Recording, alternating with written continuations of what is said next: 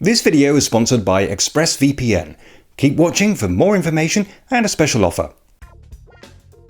From the deep dark corners of the internet, I bring you the latest argument to engulf Twitter. What exactly is a Jägerschnitzel? And oh boy, it seems there's barely a German that doesn't have a strong opinion on the matter and isn't prepared to give it.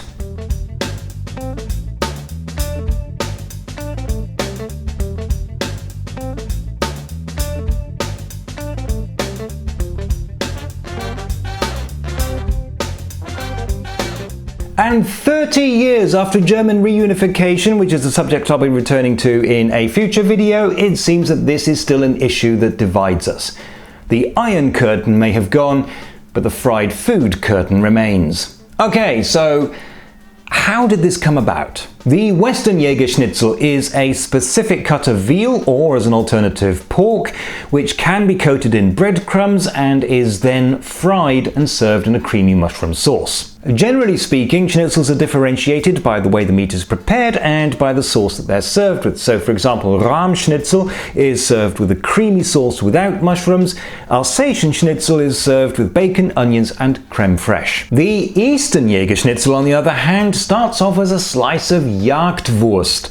This is a cooked sausage made from pork, sometimes with beef, and is usually eaten cold with bread. But for Jägerschnitzel, slices of Jagdwurst are coated in breadcrumbs, fried, and served with tomato sauce and pasta. So which is the correct Jägerschnitzel?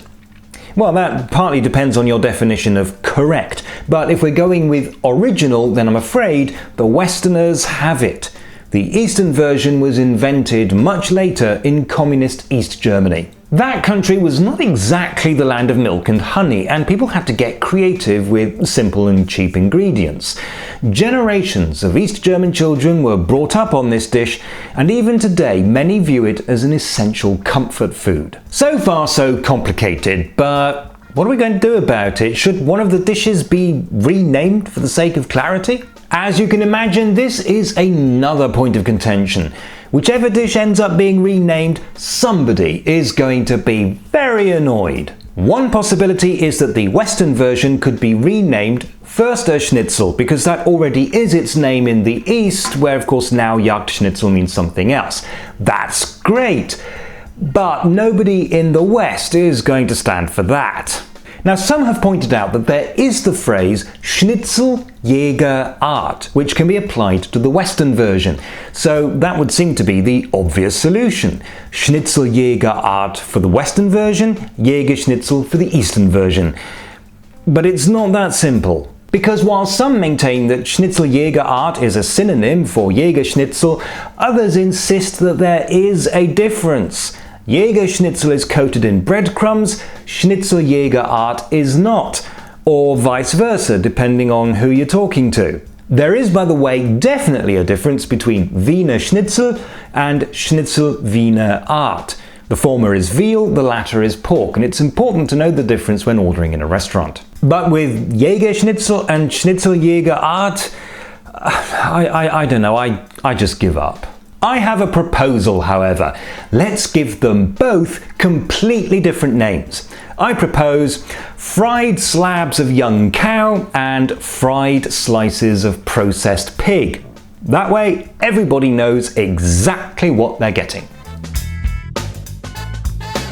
Thanks to ExpressVPN for supporting this channel. ExpressVPN is a reliable virtual private network that can help you avoid geo-blocks and enhance your personal security online. Use this address or the link in the description to sign up for a 12-month subscription and get the first 3 months free with a 30-day money-back guarantee. Unfortunately, it can't help you decide what to call the food you're trying to order. ExpressVPN is good, it's not magic. German who doesn't have something that I can't remember what it was. The Eastern Jägerschnitzel. Well, it partly depends on your definition of Alsatian Schnitzel is served with something else. Bacon, onions, and